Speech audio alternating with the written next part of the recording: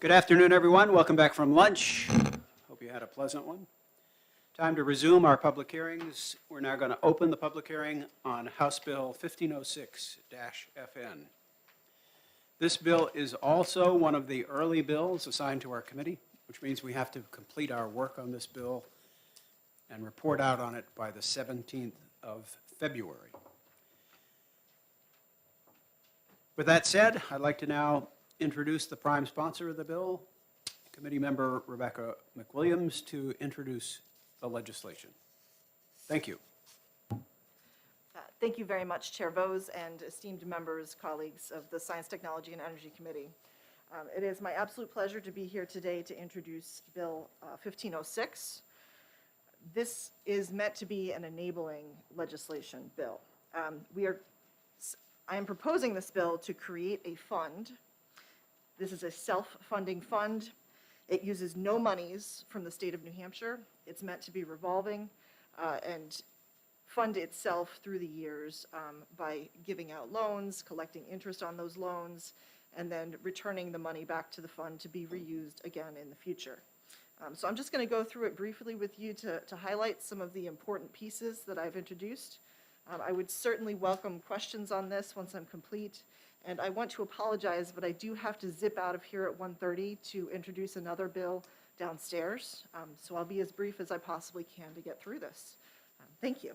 So let's start at the top. The definition section of this bill, the focus here is really on just defining some of the terms that we're looking to fund with this revolving clean energy fund. First is alternative fuel vehicles. I know we've had some interesting discussions in this committee about hydrogen vehicles. Certainly those are included in the definition. We're also looking at zero emissions vehicles and of course hybrids. We've talked about this pretty extensively in prior hearings, but just as a reminder, there certainly seems to be a trend in transportation to be moving away from diesel and gasoline. And so this fund is looking to provide some kind of financing incentive for places like municipalities. Here would be a good example. If the city of Franklin decided that they wanted to go zero emissions with their school buses, this is the sort of fund that they would look to for a zero or low interest loan in order to do that, and payback terms of up to 30 years. Once again, we're not talking about state funds to provide this. This would be funded from either federal government funds, private funds, or other sources of money. Going through the definitions just a little bit further. We've talked quite a bit about energy efficiency in this committee. So obviously, if you have an existing building, perhaps once again, I'll just use Franklin as an example. You have a school that needs to be insulated. This is the sort of fund where the town of Franklin could come to the fund and request a certain amount of money in order to do insulation projects on an existing building. Moving on. We've talked about greenhouse gases, and obviously the goal here is to reduce greenhouse gases by moving to incentivize cleaner, greener technology. Certainly microgrids would be a potential project if you have, say, a nonprofit that wants to get together and create a microgrid and is asking for a loan in order to do so. That would be something that the Department of Energy would consider. And perhaps award them a loan in order to do that. Then kind of moving down, we've got all kinds of qualified projects, which would include solar, wind, and geothermal. Certainly there are some types of technology that we can't even imagine 10 years from now may be the hot new thing. And I do think that hydrogen vehicles may be one of those. So the fund is intended to be flexible enough so that as it's self-funding and moving through the next 10 to 20 years, we're not ruling out certain types of technology that have not become mainstream today, but may be mainstream in 10 years.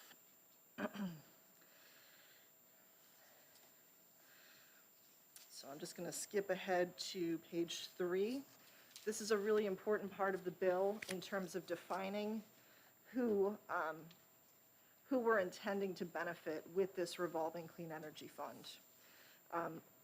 I've defined vulnerable communities using the Federal Department of Housing and Urban Development guidelines. So when we're talking about a low-income community, and as written and introduced, this bill does prioritize 40% of funds annually to go to projects that are in low-income communities, vulnerable communities. So we're talking about HUD guidelines. And in addition, we do want to make sure that some of these areas, as we've heard in testimony at this committee, perhaps already are in a community where they're having compromised air quality. So that would be something to consider when you're looking at, okay, this is a community that is currently breathing in some kind of contaminated air.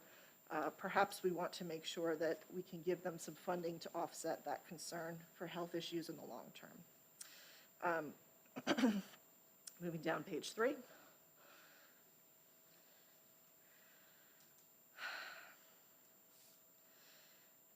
The idea here is to incentivize low and zero greenhouse gas emission projects. These finance tools that we're creating here could include a match from the private sector.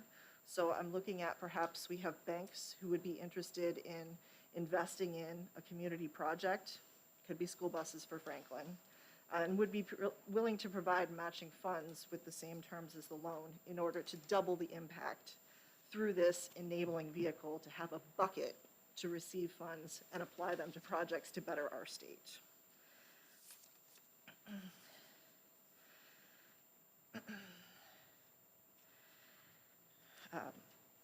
I already mentioned that 40% of investment activity of the fund is directed to serve vulnerable communities as defined with the HUD guidelines based on income. And I do want to draw your attention to page 4. This is clause 6. It's written VI, Roman numeral VI, clause 6, page 4. The goal here is low interest and zero interest loans. And this is not a mandate.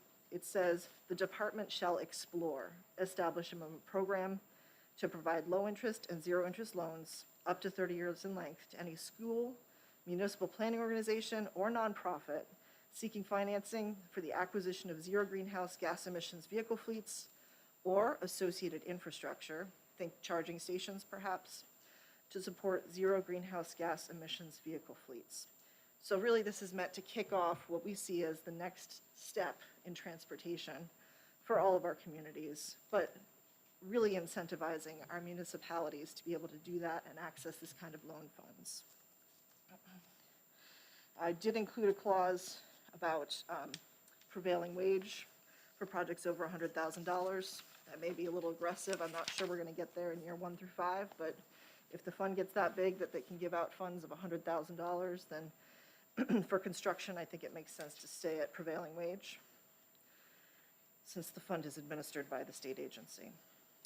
And then finally, the requirement that the Department of Energy create publicly available reports. I'm on page 5 at the top, describing what happened with the fund this year, what was it spent on, what was the return, what was the interest, what are our loan terms, what percentage are we getting back for these capital investments.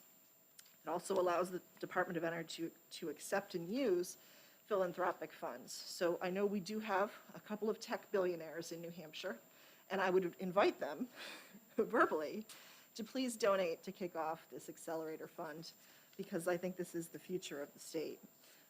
And just a note on the fiscal note, which is the last page of your handout. Obviously, we don't have a commitment right now from our federal delegation, and we don't have a bill signed from Washington saying, let's send money to New Hampshire for new clean tech projects. But the idea of this bill is to create a bucket so that we are ready when that happens, and the funds can come in here and be administered by the Department of Energy. So with that, I'm happy to take questions. And once again, I just want to remind you, I have to sneak out at 1:30. Okay, thank you, Representative Bernardi.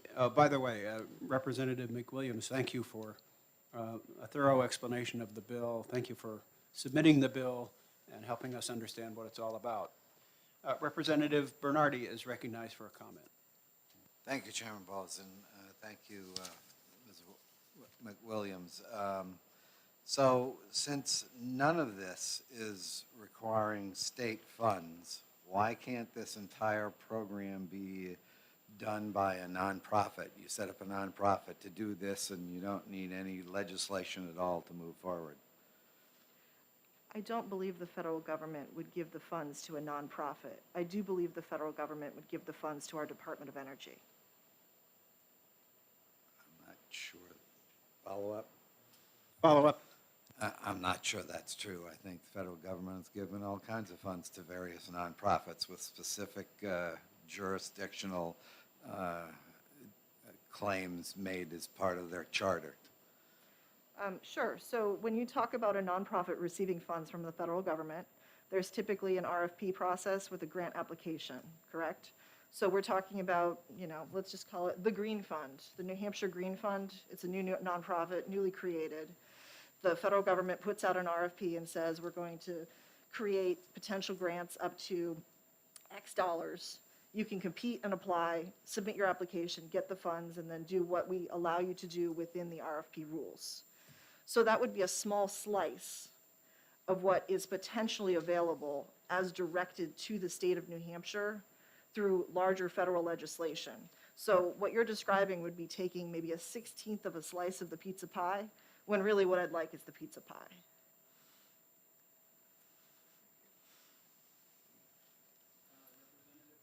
Representative Flett is recognized. Thank you, Mr. Chair. Representative McWilliams, I'm reading through this bill, and on page 3, I see vulnerable communities, and the first two are income-based, and then the third one, you say communities of color and tribal communities, which include a geographically distinct area in which the population of color is higher than the average population of color of the state. How does color make a vulnerable community? Page 3, this is section 3, communities of color and tribal communities. Yes. Okay. So what we're talking about is historically marginalized communities.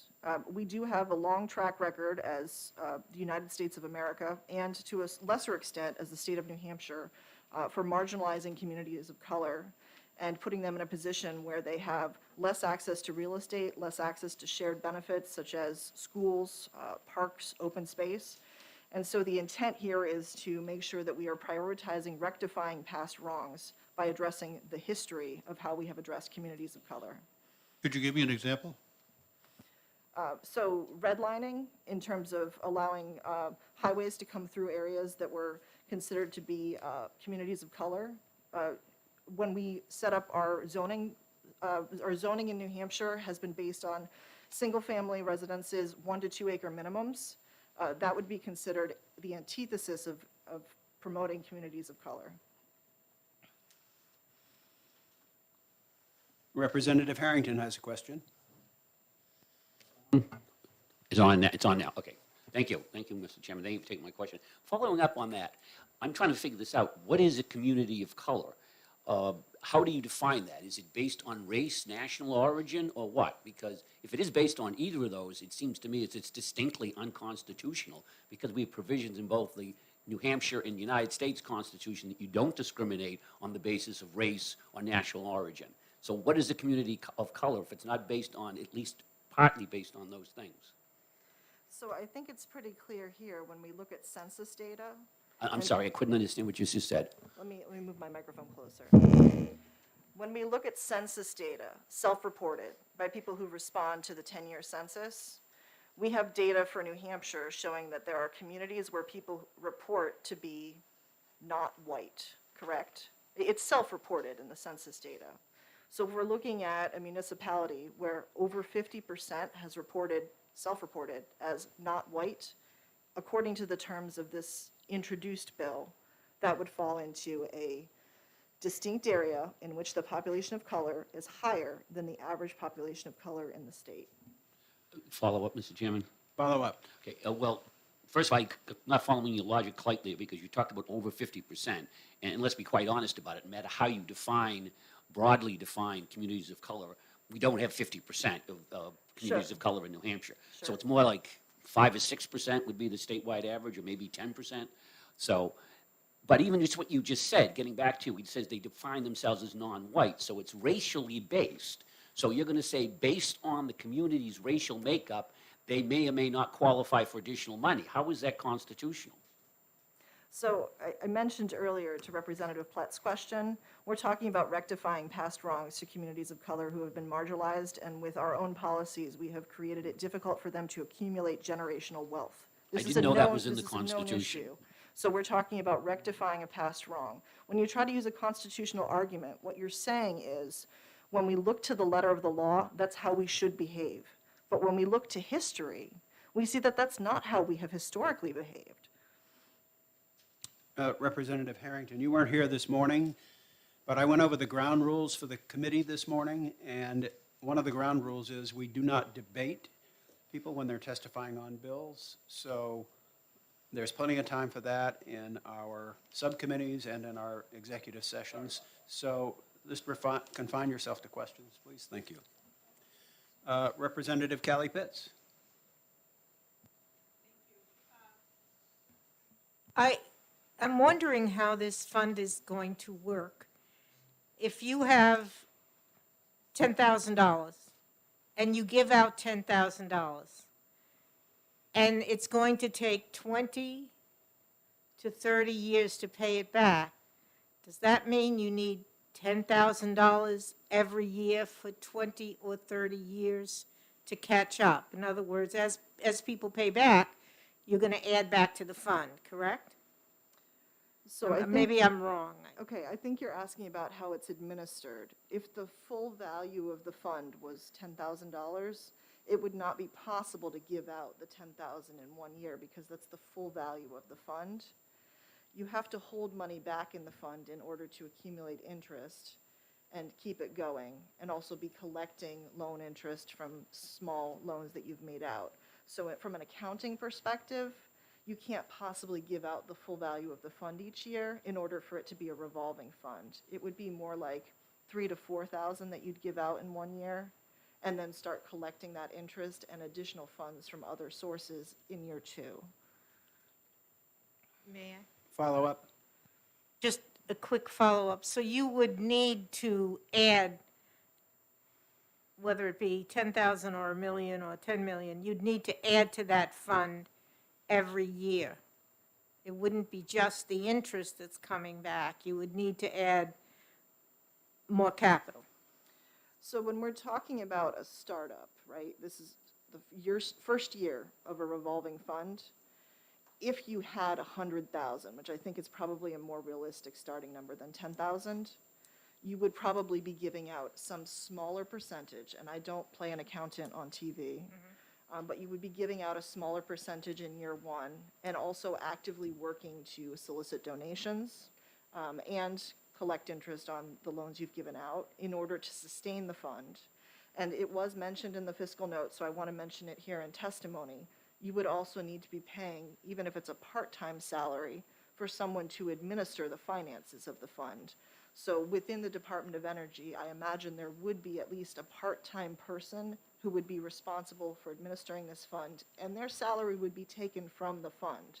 So it is a bit of a balancing act to kick it off and start, and perhaps we start slow, but really it depends on how much money is in the pot in order to do that. You certainly don't want to exhaust the pot by giving out the full amount, but you want to be realistic about economy and market growth and where you can get your money back from a short-term loan with perhaps higher interest rates.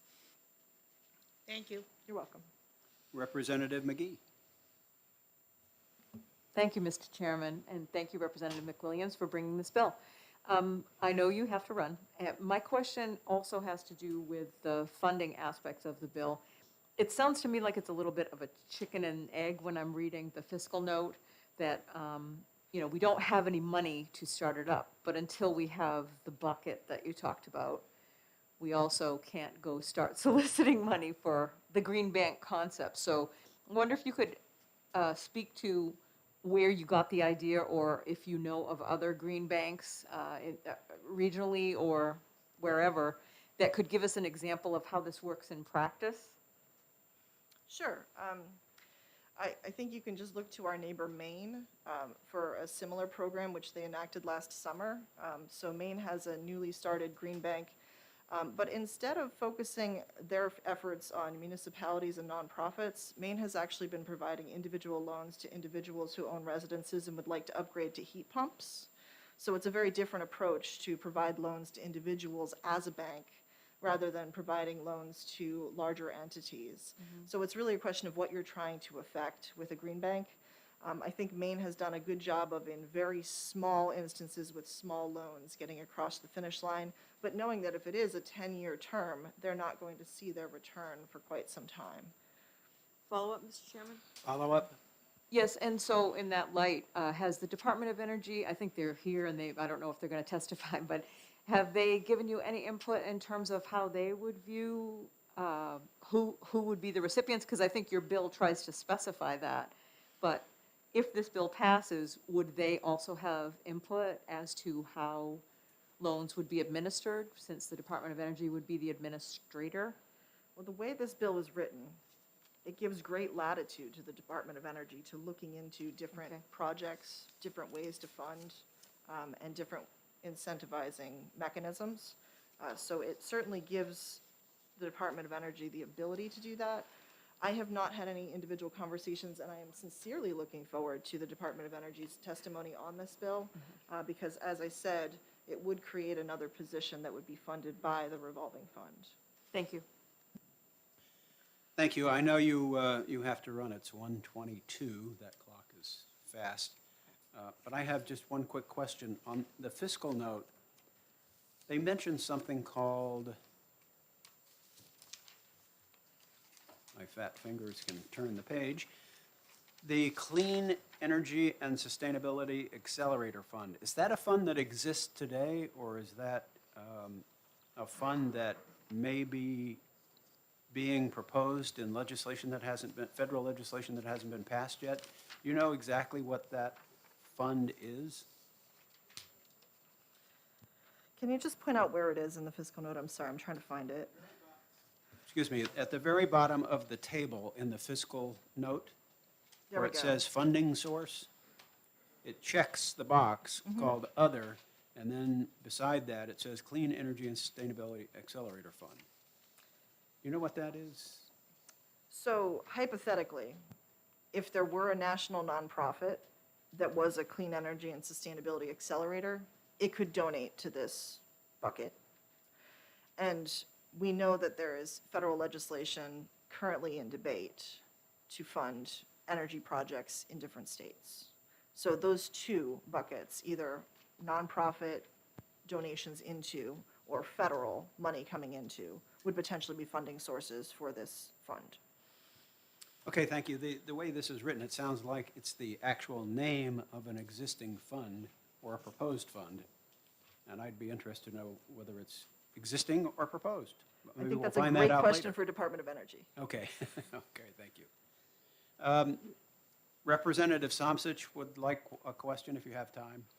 Thank you very much, Mr. Chairman and Representative McWilliams. Listening to you, it reminds me of how very successful so-called microloans have been all over the world, so that financial institutions now are very interested in doing that because they usually never default and are very effective.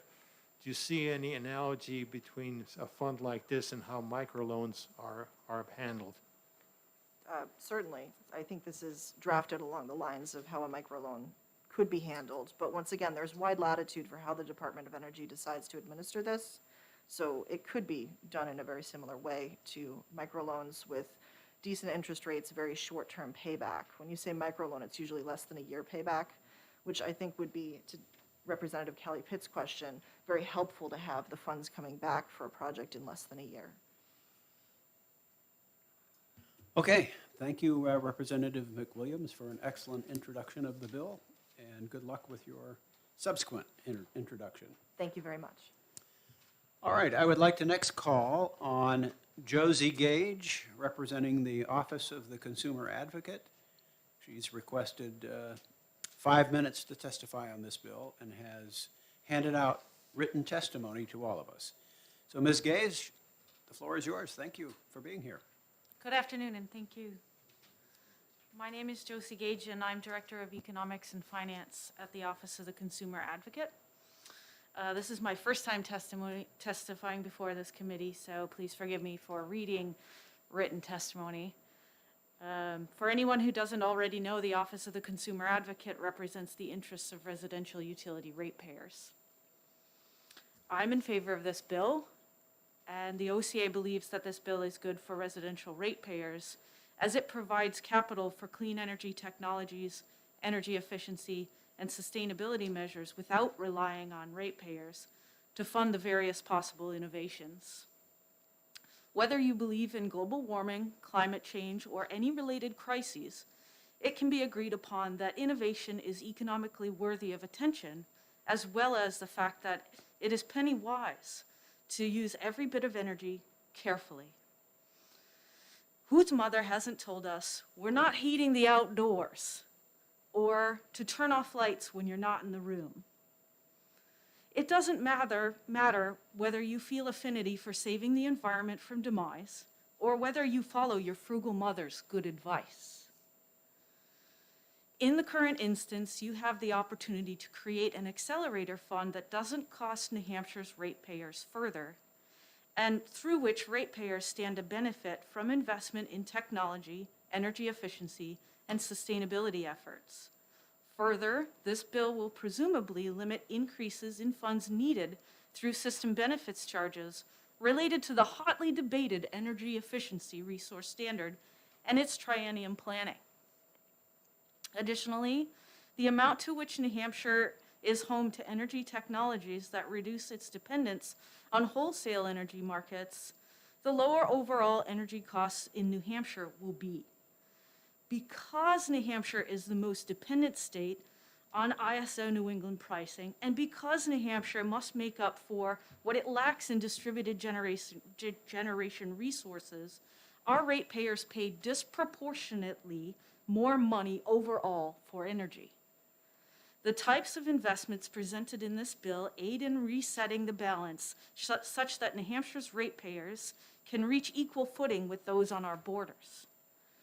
It is the OCA's opinion that a prudently managed finance program that directs investment toward efforts to make New Hampshire even more self-sustaining while not needing to charge ratepayers is in everyone's self-interest.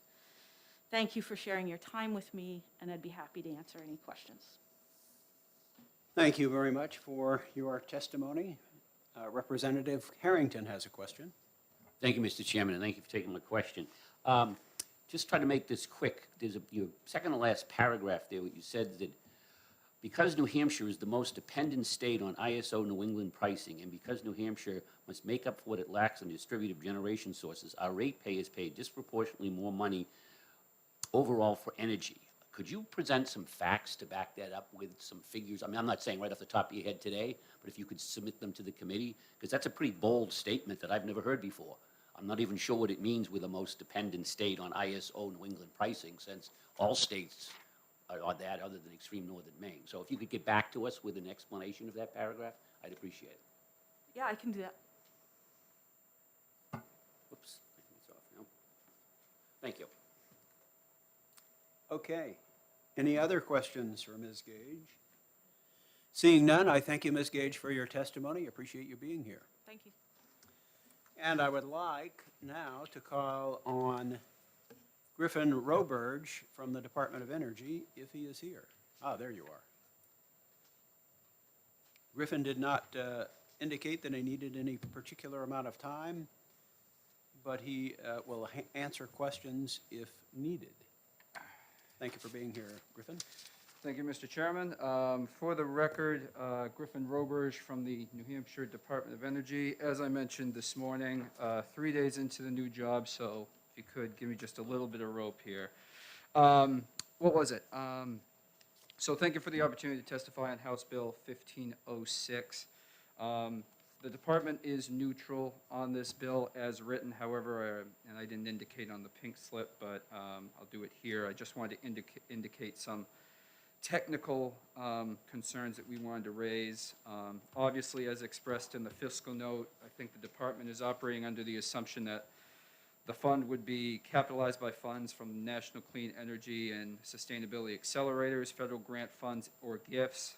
As I think the committee is aware of, there have been discussions in Washington on a reconciliation bill. And while there are discussions in Washington about providing such federal funding for clean energy and sustainability accelerators, nothing has been signed into law to date. Going through the bill, there are a number of things that requires the department to do in regards to the fund.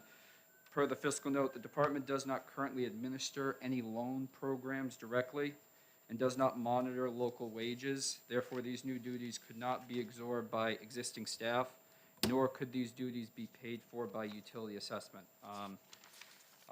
There I am specifically referencing page 4, lines 27 to 30, where it references monitoring local wages and that type of thing. And again, we don't manage any active loan programs, as I think the committee is aware of. We do oversee the Renewable Energy Fund, but those are largely grant-driven. Couple of other technical concerns I wanted to raise is, at least again, on page 4, lines 22 and 25. It's unclear what the department should do if there's a conflict between those two provisions. So line 22 references that the department shall maximize the reduction of greenhouse gas emissions in this state for every dollar deployed by the fund. And then line 25 says the department shall ensure that 40% of investment activity from the fund is directed to serve vulnerable communities. So, for example, what if in order to attain a maximum reduction in greenhouse gas emissions, there needs to be a less than 40% of investment activity that's left available to serve vulnerable populations? That's one. Second concern on page 4, line 34, a little bit of, to borrow from Representative McGee, a kind of chicken and egg situation kind of develops. The department can only pay staff on income from loans that have been issued, but in order to review applications and to make loan awards, the department needs to hire staff. It's unclear if other types of funding would allow the department to pay for staff from the capitalized fund. And again, depending on what the federal legislation says, I can't speak for certain as to whether or not the federal law would allow funds to be used to pay for state staff. Another observation is, in general, it's not clear from the language of the bill if the department would be permitted to enter into a contract for loan servicing with a third party, such as Community Development Finance Authority, the Business Finance Authority, a credit union, or a bank. And then finally, the bill doesn't provide the department with any specific rulemaking under RSA 541A to establish the details of the loan fund, such as interest rate setting process, loan terms, application forms, annual rounds versus rolling applications type of thing. So yeah, those are at least just the immediate observations of the department, and certainly willing to answer any questions if need be. And that concludes my testimony. Well, thank you very much for that testimony. You mentioned something that I thought was quite interesting. The Business Finance Authority currently implements a revolving loan fund that is funded by RGGI funds and is administered to pay for energy efficiency project loans to municipalities and school districts. Would this kind of a green accelerator fund find a better home in the Business Finance Authority than in the Department of Energy? I guess I would defer to the prime sponsor as to what her intentions are with that language. Again, just from the language as it's in the bill, it puts a lot of the burden of managing the fund on the department.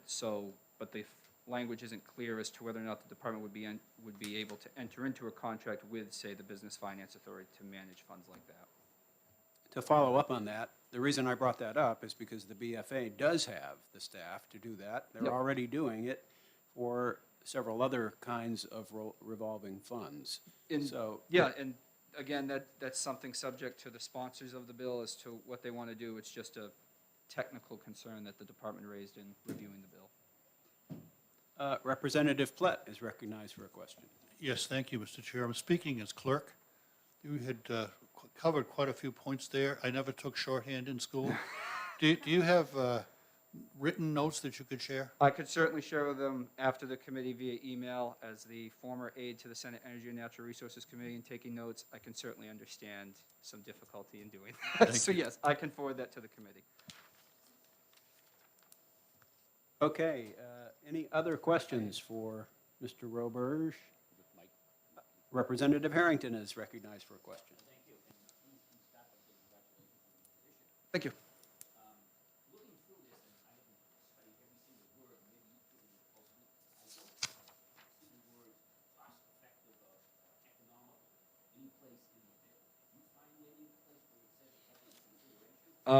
Shorthand, I'd have to look through the bill to do a deeper dive, but off the top of my head, I didn't see it. I'm not saying it's not there. I'm just saying I couldn't answer your question directly right now. Any additional questions for Mr. Roberge? Seeing none, I'll thank you, Mr. Roberge, for your testimony, Thank you, members of the committee. and I will suggest that we close this public hearing on House Bill 1506. Welcome back at 2 o'clock for our next bill, which will be House Bill 1601 FN. We're in temporary recess until then.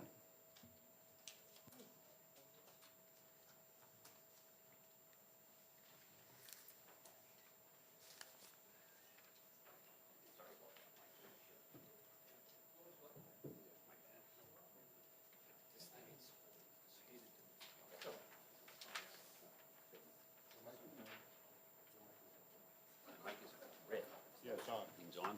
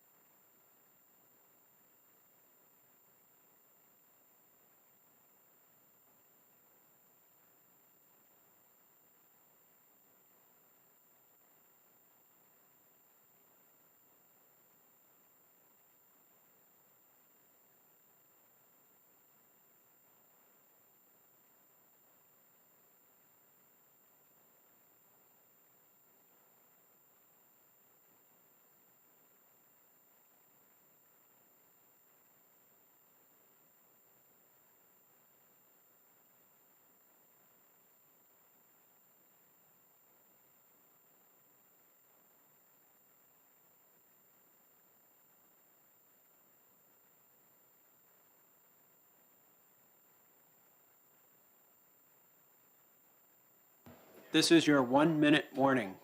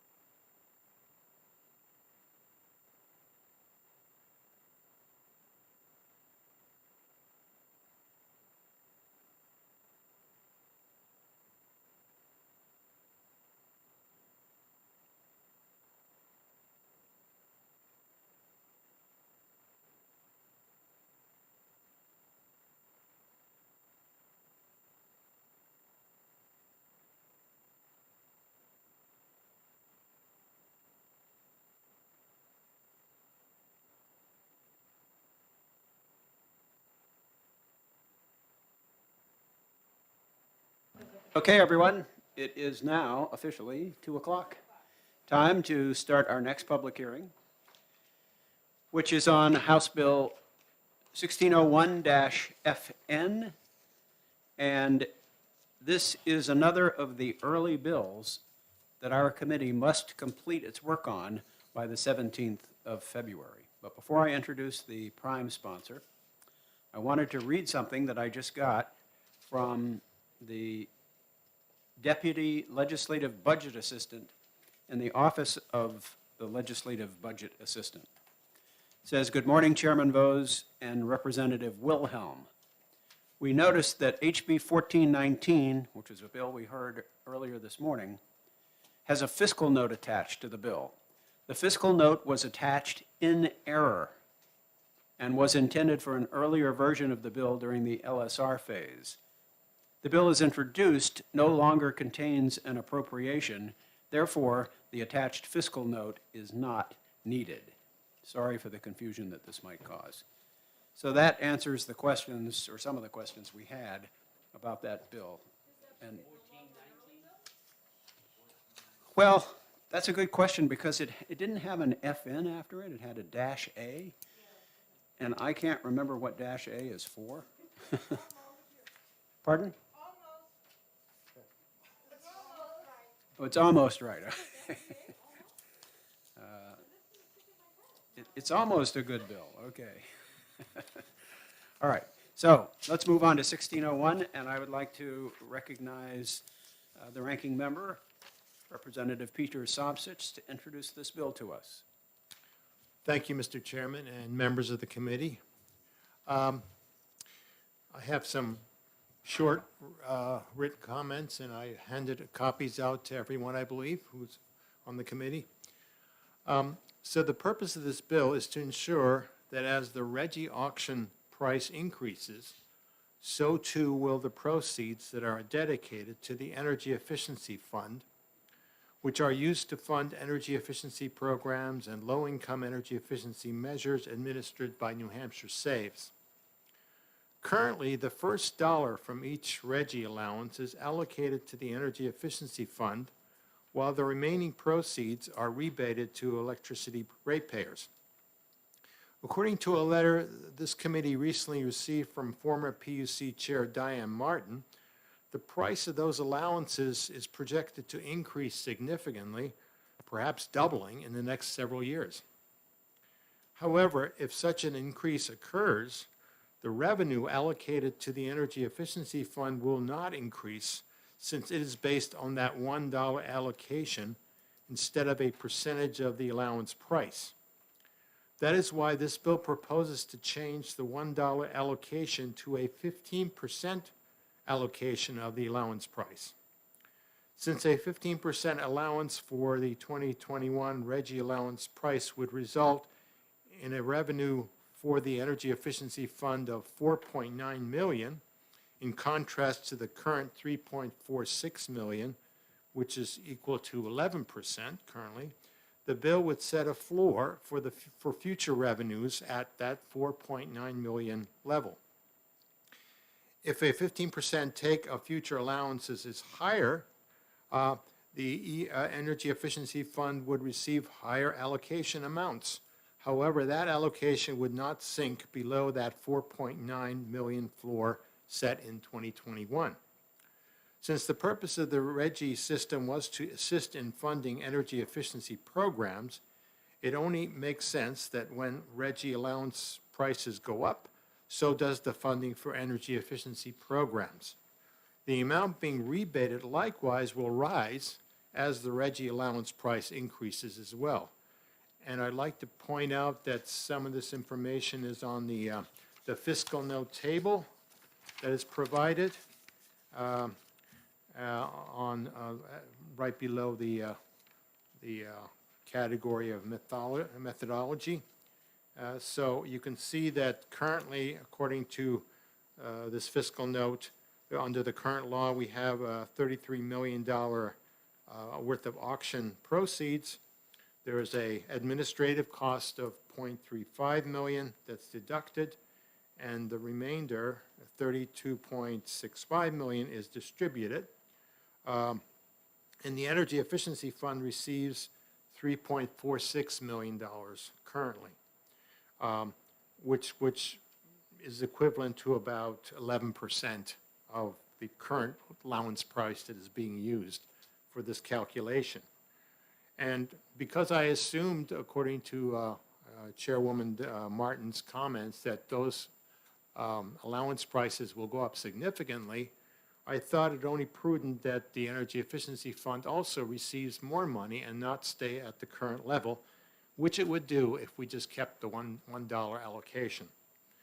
I did suggest 15%, which, if you can see in the second column there under proposed amendment, if we had 15% now in place, that would be $1.5 million more for the Energy Efficiency Fund than is now the case. But I am setting that just basically as a floor so that in the future, if the revenues or the allowance price is not high enough, it would never drop below that 4.9 million floor. So that's all my testimony, and I'm willing to entertain questions that I can answer. Okay, thank you, Representative Safsich, for this interesting bill and for introducing it to us. Representative Platt is recognized for a question. Thank you, Mr. Chair. Is there anything magic about the 15%, or is it just something you pull out of the air to get the numbers you want? Thank you, Representative Platt, for that question. No, there's nothing magical about it, except that when I put together the LSR initially, the allowance price that I was aware of was a different price, so that the $1 would have equated to 15% at the time. I didn't know what the number was that the department was calculating using, but at the time I was using a different allowance price, and that's how I came up with the $15. It could be lower. Like I said, right now it's 11% based on their allowance price, but that's not a magical number at all. That's certainly a number that can be changed, modified in the future or whenever. No. Thank you. Representative Harrington is recognized for a question. Thank you. Thank you for taking my question, Representative. Just a question on the second paragraph there at the end. It says, however, that allocation would not sink below the 4.9 million. So the RGGI system was set up to basically try to get rid of fossil fuel, or use less fossil fuel generation. So Yeah. if that goal is met as we go into the future, there's going to be less RGGI money. So what happens if the money goes down and it sinks below that amount? Then there'd just be less rebate to the ratepayers like we do now? Thank you, Representative Harrington, for the question. Can you just clarify, when you say going down, are you talking about the allowance price going down or the total revenue that comes in going down? Well, the total revenue going down in the future, it's Well, the reason I ask that is because, as you can see from comments here on the fiscal note, that allowance amount is scheduled to decrease every year. So you've got decreasing allowances every year, and then you've got the issue of the allowance price. So both together give you the revenue. So when you Right. say if it goes down, are you saying if the allowance price goes down, Well, or?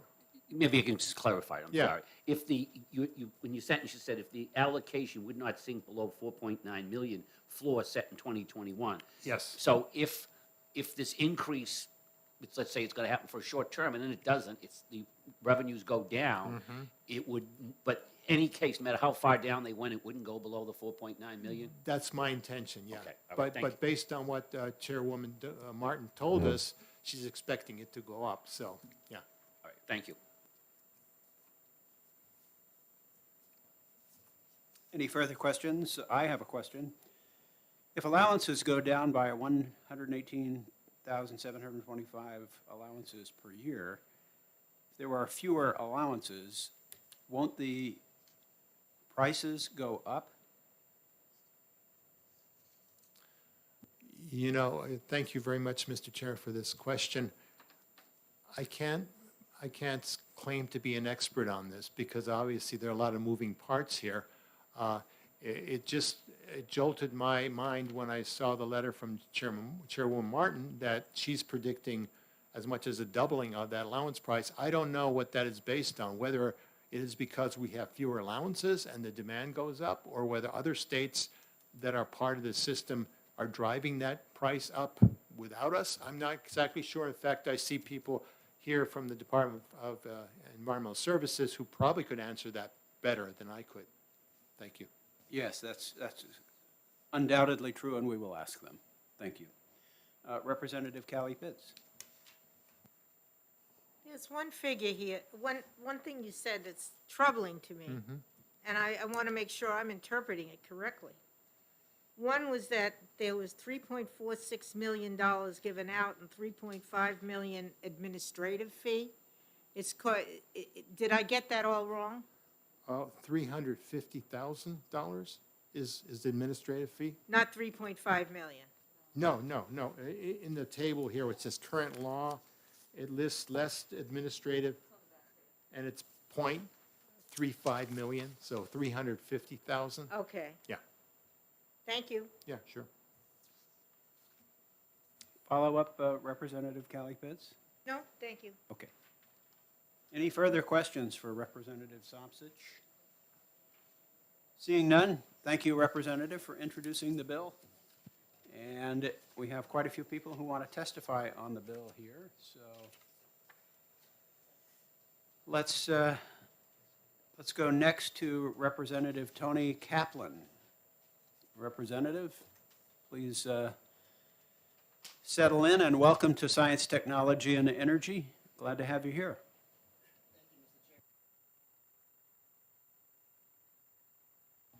Thank you, Mr. Chairman. And thank you, honorable members of the Science and Technology Committee. I'm here today to testify in favor of HB 1601, which would amend RGGI revenue distributions so that energy efficiency programs are again prioritized, as was the original intention behind the auction allowance system of the RGGI when it was first established. The decision to provide income from the allowances as direct rebates to customers was politically motivated, not a science-based decision, contrary to the intent of the program. Quoting from the RGGI website, the RGGI is a cooperative effort among 11 states to reduce greenhouse gas emissions, not provide rebates to utility customers. It's high time to set aside partisan interpretations of the importance of energy efficiency measures and the strategy of reduction of greenhouse gases. The science of climate change and the impacts of climate change are no longer debatable or theoretical. Refusing to take action on low-hanging fruit of energy efficiency measures is not only in bad faith to the original intent of the RGGI program, but is penny-wise, pound-foolish in the extreme, and in my opinion, the symptom of a suicidal mentality, a death wish that has taken hold of a system that cannot even lift the merest finger of social policy to save itself and a habitable home for its descendants. It's no exaggeration to say that history will not judge well of us when we allow ideology to trump our ability to engage in any sort of communal effort to cut unnecessary emissions of atmosphere-damaging gas from fossil fuel combustion as represented by the RGGI program and the distribution of allowances towards concrete steps to enhance energy efficiency of our homes and businesses. Anybody who thinks that it doesn't make sense to spend money on energy efficiency, that's too costly or somehow not fair to anybody, is not looking at the whole picture or looking at the picture through the lens of an antiquated and self-interested ideology. That lack of proper framing will cost us dearly. And when I say us, I include my children and grandchildren, and that's why I take it personally, because they do. As a matter of fact, the energy efficiency measures carried out through the New Hampshire Saves program, administered by the electric and natural gas utilities, are a strong success story and an integral part of our economy, despite, not because of, their chronic underfunding. For every dollar invested, over $3 of economic benefits are derived. From 2018 to 2020, that translated into a net for the economy of more than $500 million. And in the process, crucially to the mission I mentioned at the outset, cut almost 3.5 million tons of carbon dioxide from the state's greenhouse gas emissions, a significant portion of the state's emissions in that 2-year period. So now is not the time to relax our efforts. As I said, the need to continue to cut carbon dioxide emissions is not debatable. New Hampshire Saves plays a crucial role in building a sustainable 21st century economy for New Hampshire, and RGGI funds should be going where they are intended, towards cutting emissions of greenhouse gases, not blanket subsidies for electric and natural gas customers. That's the end of my testimony. Thank you. Thank you, Representative. It's unfortunate that you couldn't testify in front of this committee. And I will ask Mike Fitzgerald from the New Hampshire Department of Environmental Services if he could make himself available to answer some questions from the committee.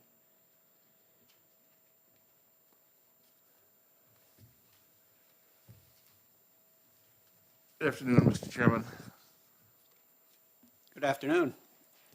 Members of the committee, Mike Fitzgerald. I'm the Assistant Director of the Department of Environmental Services Air Resources Division. We administer the RGGI program in coordination with the Department of Energy. We manage the auctions, and the revenue goes into the Department of Energy where it's dispersed under RSA 125.0. I know Mr. Roberge is here from the Department of Energy, but I think most of the questions that you have at this point relate to the auction revenues and what might happen here. So we'll try to answer those, and if we don't know the answer, we'll throw Mr. Roberge under the bus. I mean, defer to him, but I think we'll give it a shot. So I have with me also Joe Fontaine, who's the RGGI program manager. He actually is the person who is involved on a day-to-day basis with conducting the auctions, managing the revenue auction prices and all of that. So I may want to have him assist me in responding to some of these questions. The department takes no position on the bill, by the way. Okay, thank you. Welcome back, both of you, to the committee. Good to see you both again. Thank you. We do have questions. I'll recognize first Representative Thomas for a question. Thank you, Mr. Chair. Thank you for taking my question, and again, welcome back as well. Good to see you back here. Thank you. I want to refer back to a previous comment made for some explanation for my benefit and perhaps for the benefit of one of our new members here on the committee. Could you explain to us what went into the, I guess I would call it a prediction, that I think I heard that the auction prices were thought to be going up and could even be doubled. But could you explain that process or how that happens? Yeah, thank you. We're not familiar specifically with the letter that is referred to from Chairwoman Martin. As mentioned previously, for those of you who aren't familiar, before the Department of Energy was created, the RGGI program was administered jointly between the PUC, Public Utilities Commission, and the Department of Environmental Services. And at that time, Chairwoman Martin would have been the RGGI Energy Agency representative from New Hampshire. Commissioner Scott of DES would be the RGGI Environmental Agency. Each state has two representatives in the management of RGGI. And so Chairwoman Martin, I'm not familiar specifically with her comments, but bottom line, prices, auction revenues, Joe and I were just talking, it's a market, and market prices fluctuate. Reggie, auction prices have tended to rise over the past several years as the number of allowances has decreased. As you would expect, the allowances become more valuable. And as Representative Somcich represented, the revenue, total revenue is a function of the total number of allowances that are available each year times the revenue price. There are 4 quarterly auctions, so you would get 4 prices for during the year of revenues. Joe, the current auction price is somewhere around $13. The last auction price was $13. Yeah, they have been as low as 2 at the beginning of the program. That was when the dollar threshold was established, and for reference, at that time, that represented about 50%. In the dollar revenue auction allowance prices were $2, and the dollar threshold was $1. So $1 went to energy efficiency programs, and $1 went to rebates to customers. So now that it's $13, we're under the current situation, as the fiscal note describes, basically $12 of revenue allowance would go to, assuming it stayed at 13 for the full 4 years, full 4 quarters of a year. $12 of that revenue would be rebated, and $1 would go into energy efficiency programs. Under this bill, that would be revised in accordance with the methodology that Representative Somcich testified to. Thank you. Just a quick operational note, since neither of you have probably worked with this new system we have here. I was just going to suggest that you, Joe, if you want to speak, Mr. Fontaine, if you want to speak, move the microphone. Great, thank you. Yeah, I was just going to add that I'm not sure when the letter from Commissioner Martin was written, but the revenues have already doubled. So a few years ago, they were in the 16, 17 million annual range, and then, as in the fiscal note, this past year there were 33 million. So I like to quote past numbers. I don't like to speculate on what the market's going to do in the future. So I wouldn't be as bold to say that it's going to double again. Follow up? So just to be clear, you're saying that past performance is not an indicator of future? Okay, thank you. If you'd like to be our broker, we're Okay, Representative Platt. Thank you, Mr. Chair. I don't want to testify. I'm just going to lay out a scenario and see if you could possibly see that as at least possible. Right now, ISO New England is discussing minimum offer price rule and having it possibly go away. That could have the impact of collapsing the capacity market prices and the energy market prices as we get flooded with other resources, more renewable. And so it may drive some fossil generators, gas, out of business. And so could you see the Reggie prices collapsing out of that unless there's a pretty stiff price put on ancillary services revenue? You know, again, it's a market, and the market would respond to market forces, which that would certainly be one. I think it's important to understand that the Reggie revenue is based on CO2 emissions, not necessarily market price, not market electricity prices. So, this, you know, I mean, if there were companies out there that were supplying electricity and they emitted CO2, they would still need to purchase an allowance. If those companies collapsed, you know, and there were no market, there were no other revenues or no other market actors to pick up those allowances, then there certainly could be a decline in prices, and perhaps a precipitous one. But somebody has to generate electricity, and the demand for electricity isn't going away, and if it's from a fossil-fueled power plant that's 25 megawatts or greater, they're going to have to pay for allowances. Representative Somstich, it's not typically allowed for a sponsor of a bill to ask questions during the bill's public hearing. However, I'm going to allow it just this one time, just one question, please. Thank you, Mr. Chairman. I just wanted to clarify something that Joe just said, and also the fiscal note, because I didn't write the fiscal note. But when I look at the fiscal note, I look at the 33 million that's listed here, and I divide that by the allowance amounts that are listed in the fiscal note, I get a price of $9.53.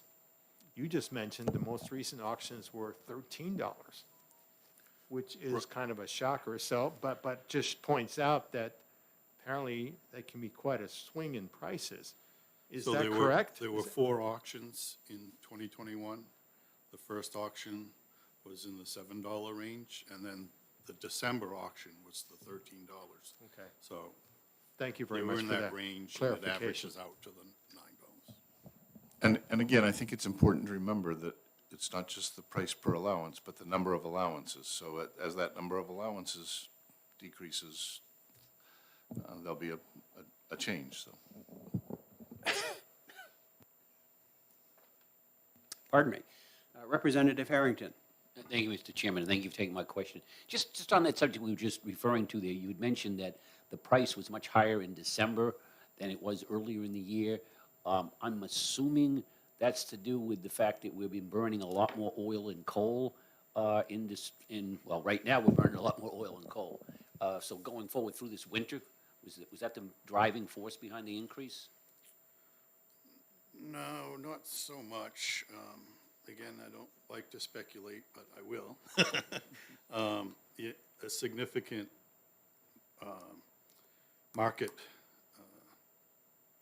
activity in the natural gas market occurred, and those prices, due to the European natural gas market and exports to Europe, went up significantly, and so. I think they doubled.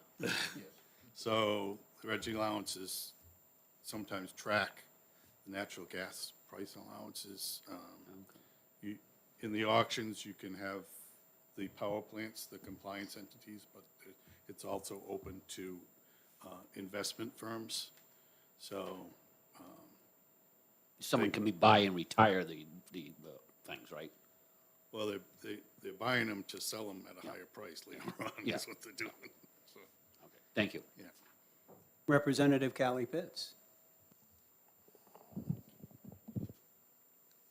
Glasses on, glasses off. It seems to me that we're talking in money, and we should be talking in percentages. You mentioned that we were at 50% when the program started, right? By virtue of the fact that allowance prices at that time were $2. Right, whatever they were, whether Yes, they were yeah. 10 cents or 10,000. Yeah, So yeah. now we are looking to go up to 15%. Is that correct? That we Yes, want to give it- 15% of the revenues, whatever those revenues are, with a floor of 4.9. Right, is that my the correct floor- interpretation? Based on, if you're looking at the fiscal note is based on a revenue of 33 million for 2021. The revenue going forward could be a different figure. Right, but I'm looking, So, but based on the 2021, the numbers you just cited are correct. but, okay, so help me a little bit with this. Math is not my big deal. If we give 15%, no matter what it is, it would be 15% of that number, whether it dips or rises. But the floor would stay the same. Would the Yep. floor stay, I'm not sure. The floor, I thought, could go no lower than 4.9 million. And that's what I thought it said in the bill.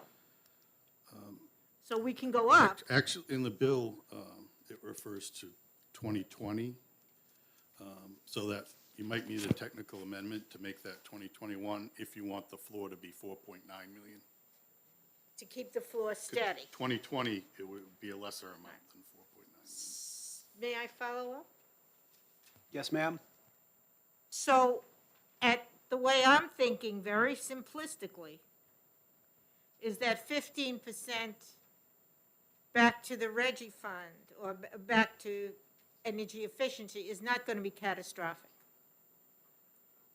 We've been at this for how many years? Since 2009. So Yes. that we've got, that the 15% is not going to be a big, major problem. And Again, would you concur with that? yeah, if you, again, referring to the fiscal note, the change based on the 2020 numbers that Joe used, 2021, I'm sorry, the change would be, under current law, it would be 3.46 million going into the Energy Efficiency Fund. Under this proposed bill, it would have been 4.9 million, so it would have changed it from 3.46 to 4.9. Would not be a, tremendous And change. May I? Technically, no. You've All already right. asked 2 questions, but I will follow up if it's okay with you. Yeah, thank you. The bill Thank you. says, the text of the bill on lines 17 and 18 17 and 18 of the bill says that the allowance, all amounts in excess of 15% of the 2020 Reggie allowance revenue, or 15% of the current year's Reggie allowance revenue, whichever is higher, shall be rebated. So the higher amount would always be rebated. 15% would be the amount in 2020, but it could actually be less than 15% in subsequent years. It could go down. Mr. Chairman, I would agree with your analysis. I would just point out that if the revenue allowance were to decline, what the initial 15% that refers to the 2020, that would actually act as a floor. So if the revenues were to go below that in any given year, that would be the floor. And if the intent was for the floor to be the 4.9, it would be, you would need a technical amendment to make that refer to 2021 instead of 2020, Correct. So the floor is actually 15% of 2020. as the bill is written now, yes. Do we know what the revenues were in 2020? I think that we were doing some I think we said around 21 million, Joe? I'd have to go back and provide that number to you. I don't have that with me today. I had the 2019 number was 16.8 million, I think. So it's between 16.8, it's a little bit higher. The allowance prices in 2020 were less than what they were in 2021. Okay. We'll certainly get back to you with that figure. Fine, thank you. Any additional questions for these exemplary gentlemen from DES? Representative McWilliams. Thank you, Chair Bose. I just wanted to clarify, I know one of the introductory pieces about this is that Reggie is a multi-state effort. Can you just explain how other states are handling this Reggie funding and what's going on with rebating or not? How is that handled in other states that are part of this Reggie collaborative? One of the things that we'll provide to you following this, we'll send to the committee a link to the most recent Reggie annual report that outlines how each state delivers. States differ. Many, there are currently, Joe, 11 states now? Is it 11 right now, yeah. Currently 11 states. It's subject to individual policy in each state. I think, is it probably about 60%, Joe, is energy efficiency of the total? Or- Cumulative, of the cumulative proceeds, it's 54% was the most recent number. So that's total for all states. About 54% goes to energy efficiency. Some goes to rebates, some goes to other.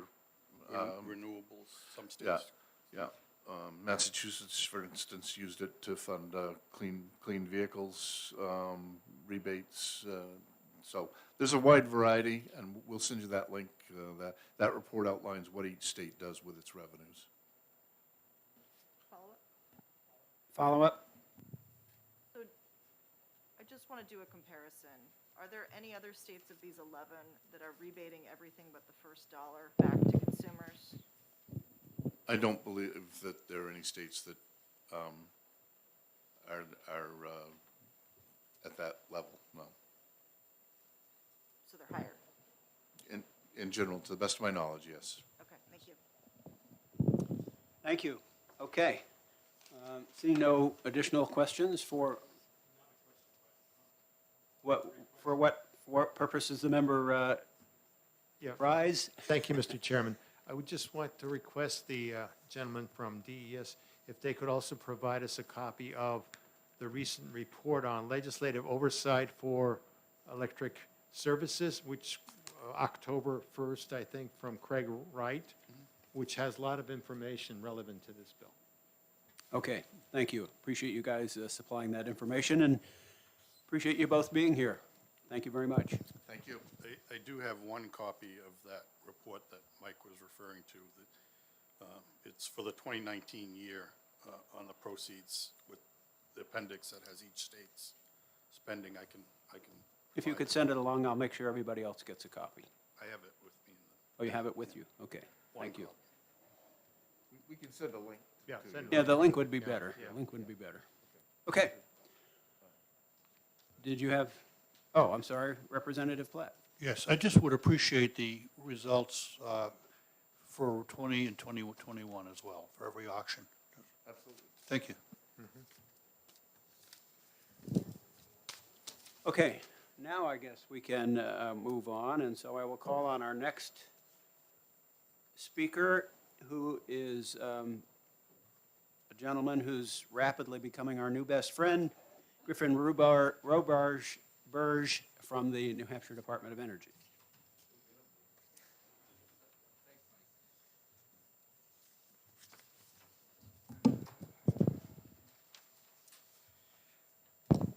Good afternoon, members of the committee. Again, Griffin Roberge from the New Hampshire Department of Energy. The department is neutral on House Bill 1601 FN. Committee certainly asked a lot of questions of DES. I would consider them the best experts for you today, but I'll certainly entertain any questions that the committee might have for the department.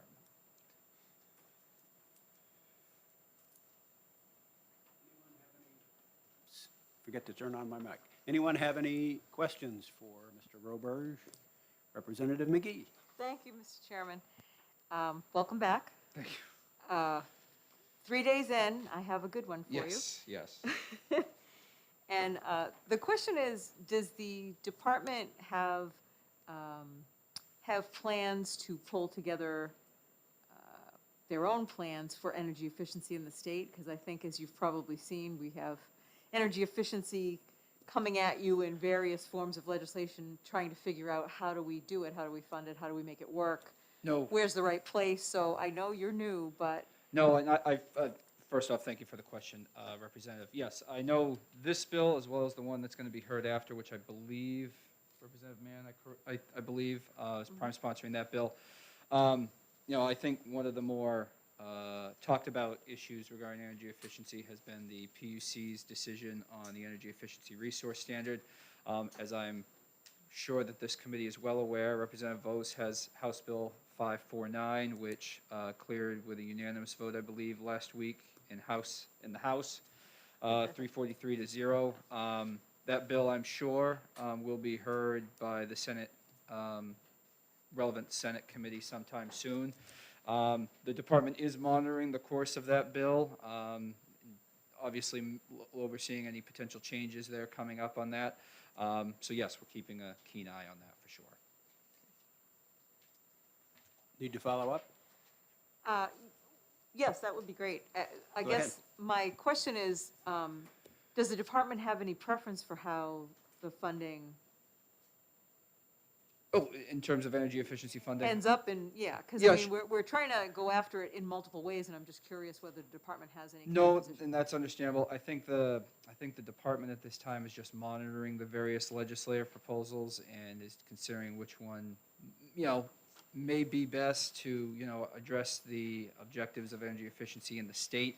I would just say, at this time, just because there's so much focus on it and it is explicitly focused on the energy efficiency resource standard in the PUC's decision, I'd say, we're closely following House Bill 549 for sure. Thank you. Okay, thank you. Any other questions for Mr. Roberge? Seeing none, I thank you, Mr. Roberge, for your testimony, and there are no, oh, there is, one more. Thank you, members of the committee. card, okay. Where did that come from? Just came in. Oh, okay. So now I'd like to call on Brett Charrington from Hillsborough, who needs 5 minutes to speak. Mr. Charrington, welcome. Thank you very much. And thank you to the entire board. My name is Brett Charrington, and you've had plenty of experts coming and giving you opinions, and I'm just a citizen who is interested in energy, and I am currently the chairman of the Hillsborough Energy Commission, and I am basically here to speak towards the bill which would help to increase funding for the New Hampshire Saves program. New Hampshire Saves is a program which helps save energy. The energy efficiency program is the an easy way to improve our energy system, because we don't need more generation. We're trying to cut the amount of energy that is saved. So, I'm not going to talk about the numbers and all that. I just want to say that from my point of view, we are in a situation where we need to revamp our entire power generation, and this is a great program, and the increased funding would be beneficial. And so I am in favor of it, and I'm willing to take any questions. Okay, thank you. We appreciate you being here. As someone who is a member of a town energy organization, you might be an ideal person to ask some questions about what you see as the future of day-to-day and on-the-ground opportunities for making our energy future what we all want it to be. So my first question for you would be, the Public Utilities Commission, when they rejected the Triennium Energy Plan, stated in their order that they thought that the utilities who administer New Hampshire Saves ought to be trying to find more private funding, non-ratepayer funding, to implement energy efficiency programs. As somebody who's on the ground close to the energy organizations in New Hampshire towns, do you know of any sources of funding that could be tapped for that process?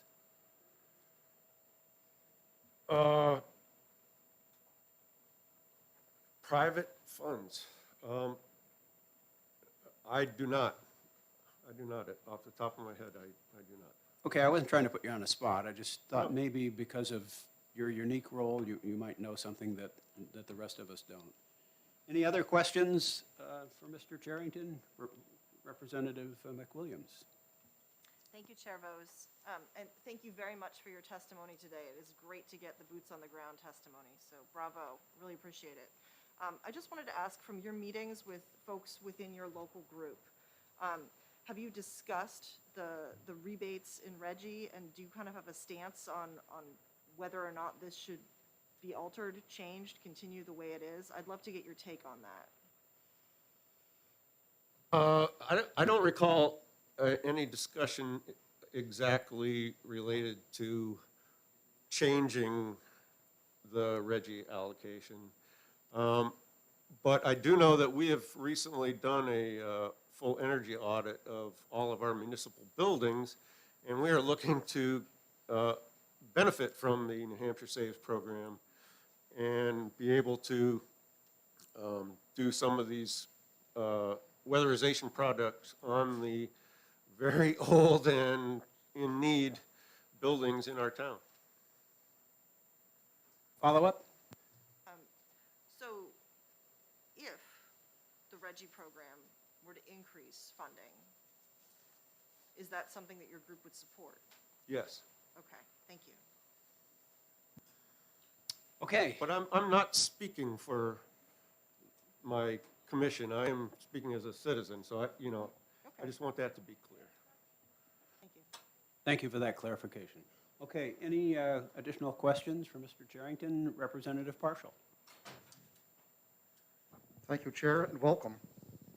I would like your on-the-ground perspective. I attended the first Community Power Forum in my home district of Marlborough last night, and I was pleased and happy to learn that while 8% of the people who answered a survey, and of course these surveys are always self-selecting, said they wanted to see a reduction in their rates.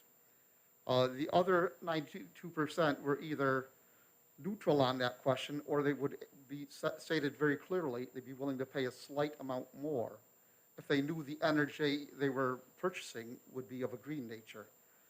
Do you find do you have access to any kind of this kind of information in your Hillsborough committee? And I was wondering if you could tell us what those kind of figures are there, as far as what your committee supports and what they see the people of Hillsborough supporting. To be honest with you, we do not have a whole lot of input from the people in town. We have virtually no public at our meetings, and we're just trying to get our job done, which is to save money for the town. And we're currently not only doing the energy audit and upgrades to the town buildings, but we're also doing a LED light, street light replacement project. And, these are the things that we're focusing on, things that actually will save the town money. We're going to be saving the town, I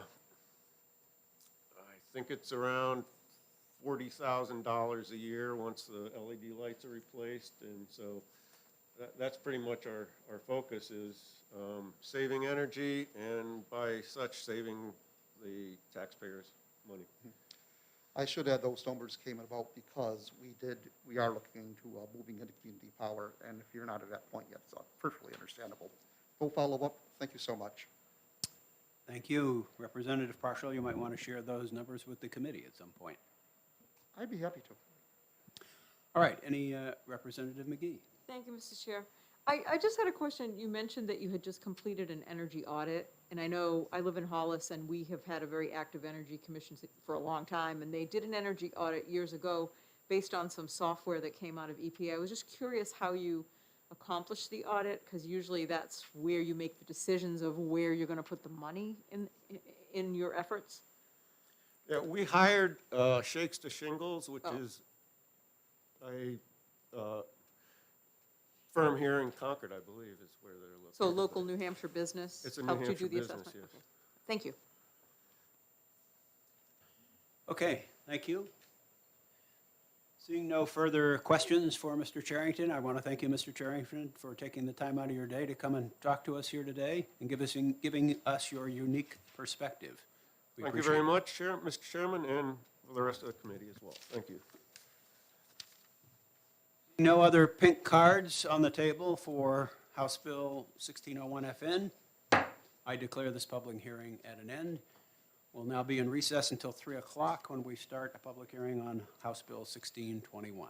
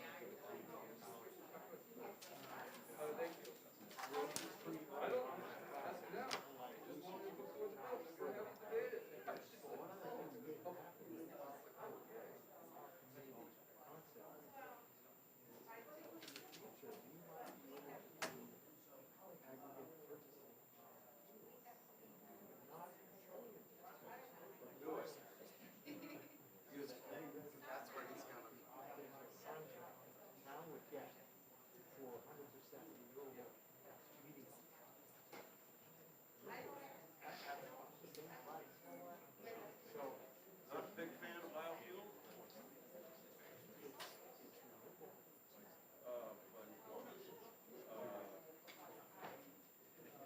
It's renewable, but not in a sustainable way.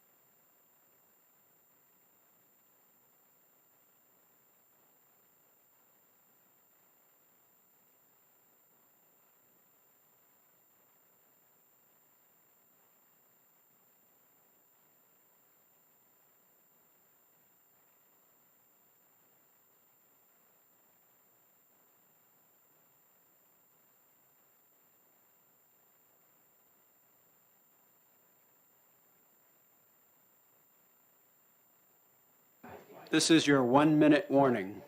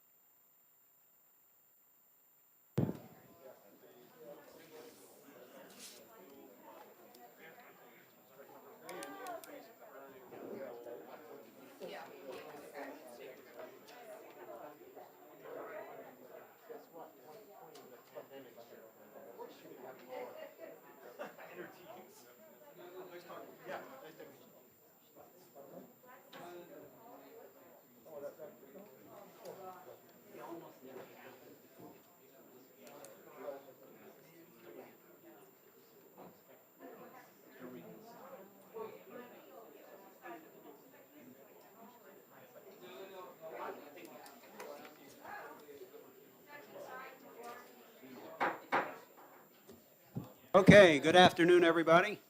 Time to move on to the final public hearing of bills before the ST&E Committee today, the 11th of January.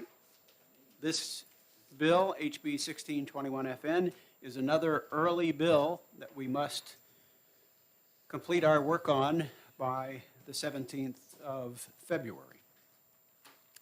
And it is with great pleasure that I introduce the bill's sponsor, Representative John Mann, longtime member of this committee. So, John, take it away. Thank you. Thank you, Mr. Chairman. I just want to introduce myself a little bit. I have a bit of experience with energy efficiency. Massachusetts program did a tremendous number on a century-old house that my wife had bought, now she's my wife, that she had bought in Somerville, Massachusetts, which I think she paid $94K for it, and its value now is $1.2 million, according to that website that prices houses. Anyway, also in my own town, we've had some fine audits by experts. Margaret Dillon might be a name some of you might know if you've been involved in that. Anyway, our town library, we improved or reduced the consumption of heating oil by 58%. And we did that with about $50,000 worth of funds. I presented the project after doing a few things with, programmable thermostat and so on. I presented the project to the town meeting, and they voted $30,000 to do this job. I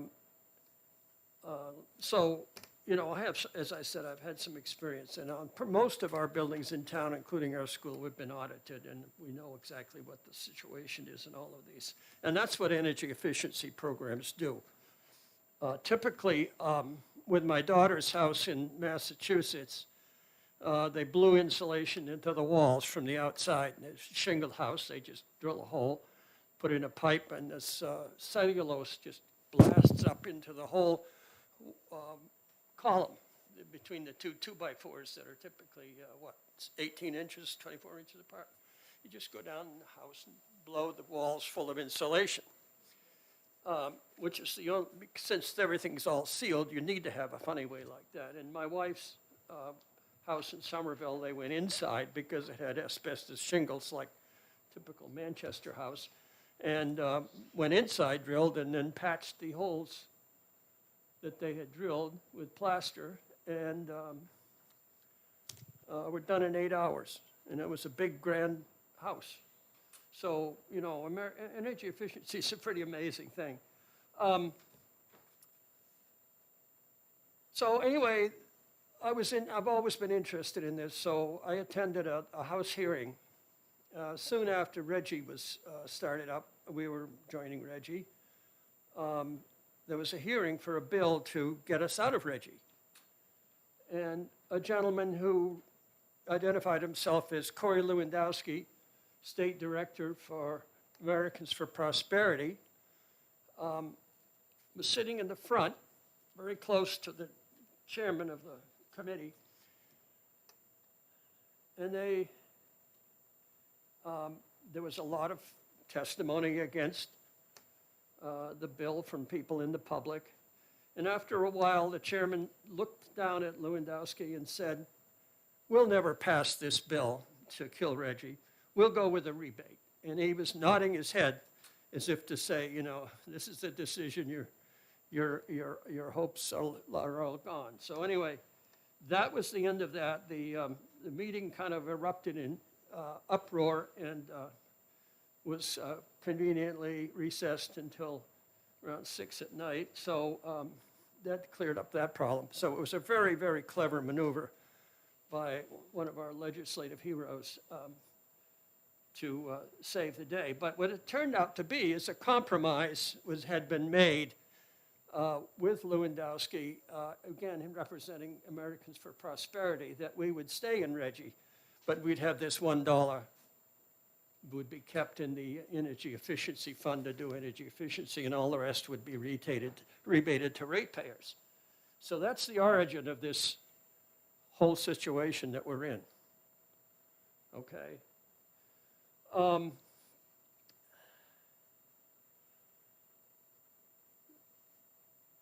Turns out, maybe years later, 2 or 3, 4 years later, one of the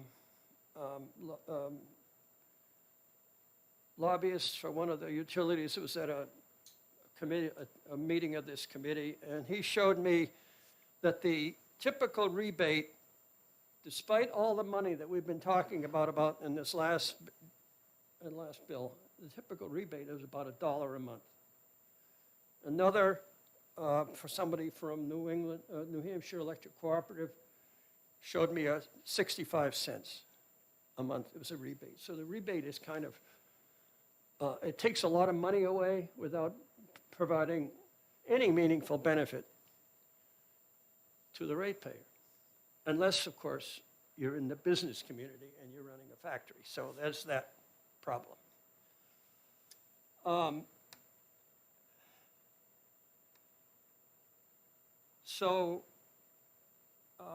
It turns out, again, if you buy an LED, or you're given an LED, and you install it, you're going to save a lot of money every month on your electric bill, because they save an awful lot of electricity.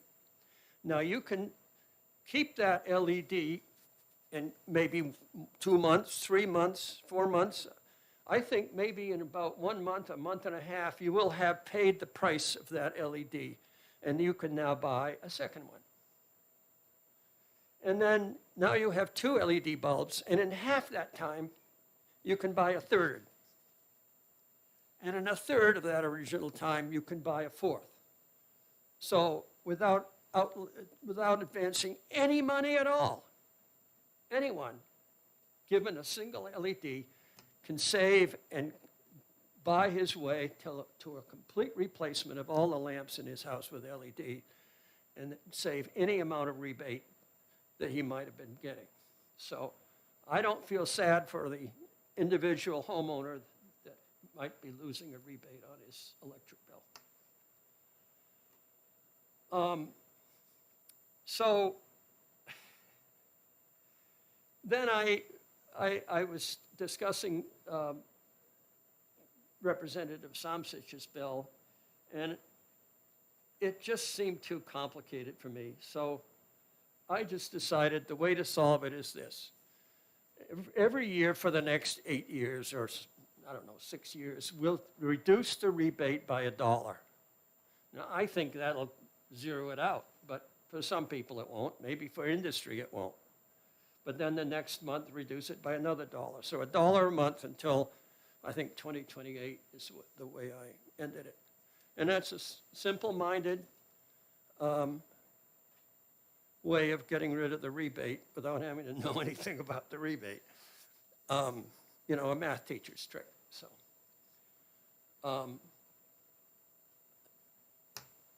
that's basically what the bill does. Anybody have any questions? Thank you, Representative Mann, for presenting this bill to us. I have one quick question. On line 3 of the bill, it says, "For fiscal year 2021," et cetera, et cetera, et cetera. Since we're already in fiscal year 2022, would you be planning to file an amendment to change that language to "for fiscal year 2022"? All amounts in excess, blah, blah, blah. Sure. And then Yes. changing the language on line 5 to "beginning in fiscal year 2022" is what it says now, change that to 2023? Yes. You would be open to that? Okay. Yeah, I guess, I don't know when I wrote this bill. Maybe it was sometime last year. All right. I'm getting old, as you know. Yes, yes, we understand. So are we all, and it's preferable to the alternative, right? So Representative Somcich, did you have a question? Yes, thank you, Mr. Chairman, and thank you, Representative Mann, for taking my question. I just wanted to clarify, you just mentioned something about reducing the rebate back to the ratepayers by $1 a month. I think you meant per year, right? Not every month? Every month. Because in your bill here, it says decreasing by 1 year, starting, beginning in 2022 through fiscal year 2027, the rebate amount, all retail electric, this is line 6, shall be decreased by $1 per year. Yeah. But maybe you the just wording- said per month. The better way to put it would be the monthly rebate. The monthly rebate, so I'll insert monthly, So I think to you, all retail electric ratepayers shall be decreased by $1 each year. And so in other words, it just drops $1, and then it's $1 less, and it's $1 less. but not every month, right? That's what I'm asking. No, it's just the monthly rebate. Oh, the monthly rebate Rebate will be amount dropping will be decreased annually by $1. by annually. Okay, thank you. Just You makes need it a go follow-up? away. Okay. Representative Callie Pitts? John, help me. So if the rebate is $1 or 65 cents, it would go to 0 immediately? Yes. Okay. No, the ratepayer won't have to pay. No, I'm kidding. They'd just get no rebate. Right, correct. Representative McGee? Thank you, Mr. Chairman. The bolded letters here, we just went through changing some of the years, and it appears that you're looking to do this over a 5-year period ending in 2027 based on that bolded language.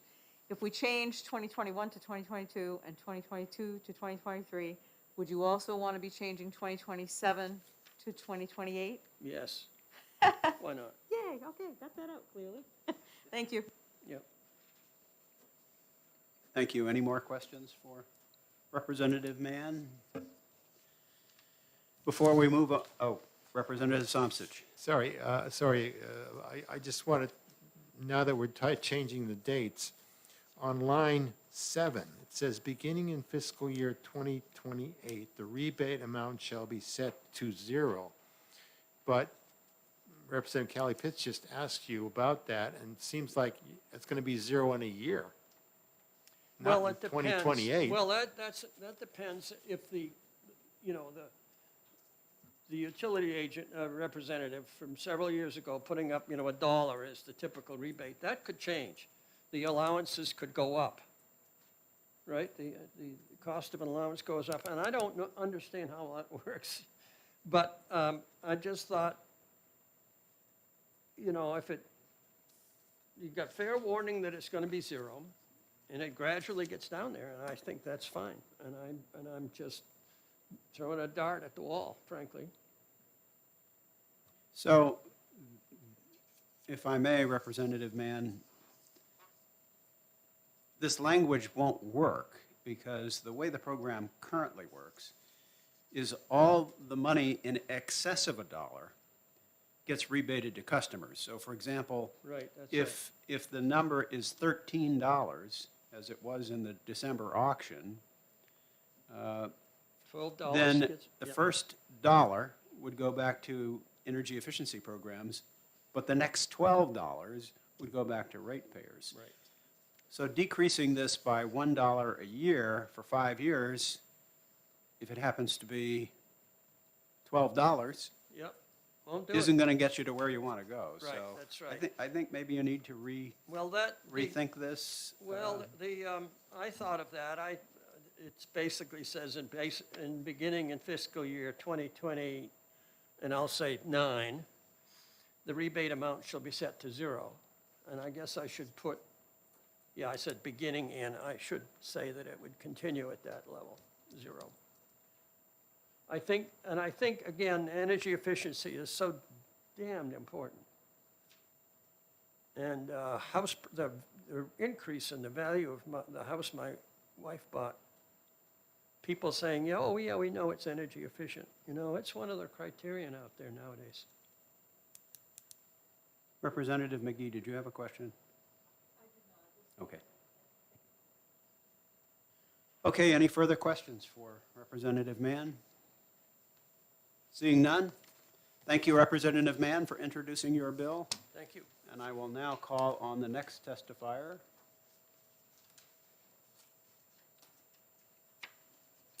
who is none other than our good friend Griffin Roberge of the New Hampshire Department of Energy.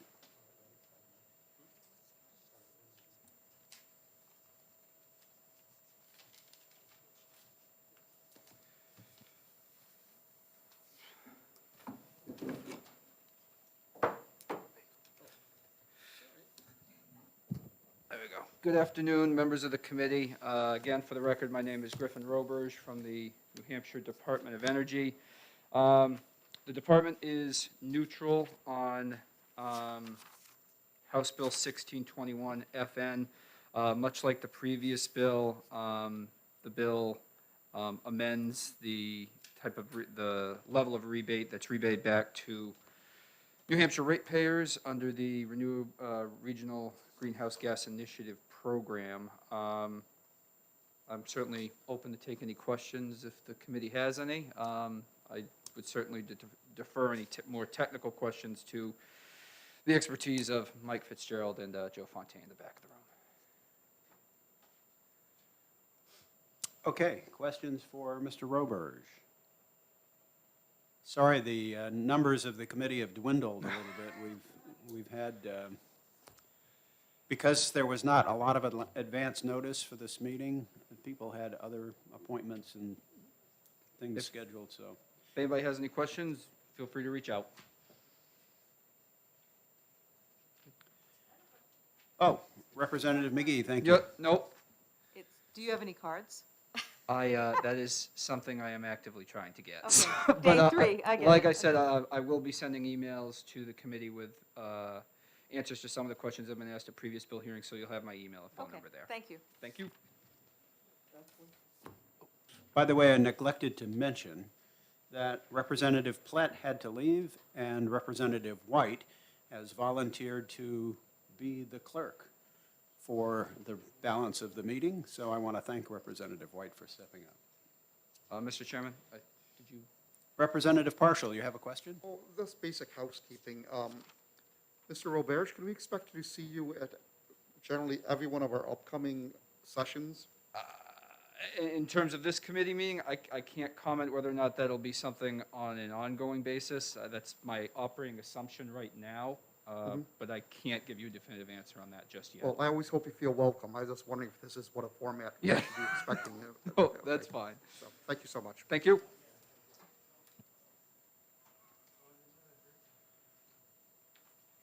I'm sorry, I was briefly distracted. I think You guys finish I think your, we're good, yeah. your exchange? Okay. Anything else? Seeing none, it looks like Mr. Roberge is the last person to testify on this bill, so I will close the public hearing on House Bill 1621 FN. And before we adjourn the meeting, I would ask if there are any members of the committee has anything they would like to say about anything before we adjourn. Representative McWilliams. Thanks, Chair Bose. I just have a housekeeping question. Previously, we had a room off of our hearing space where we could store bills.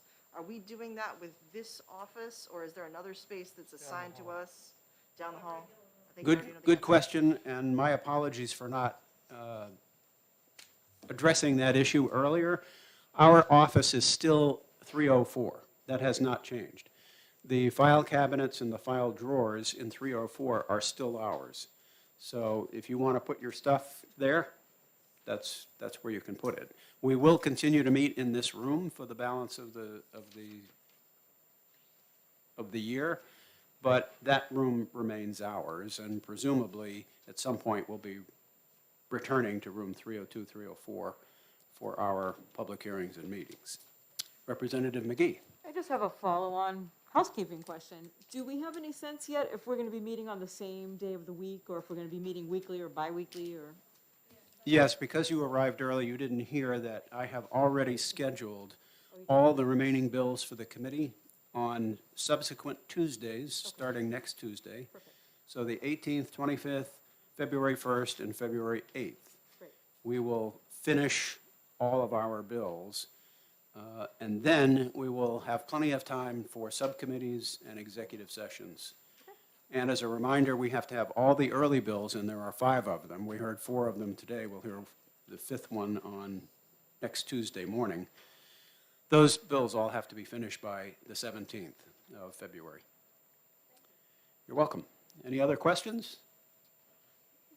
Representative Notter. Thank you, Mr. Chairman. I just wanted to commend you for doing a good job on WMUR and commend everybody for voting for House Bill 549. Excellent. Thank you very much. Okay, without further ado, we will adjourn our meeting. I want to thank everybody for being here, for helping our process run smoothly, and for asking good questions. I will see you all next Tuesday, January 18th.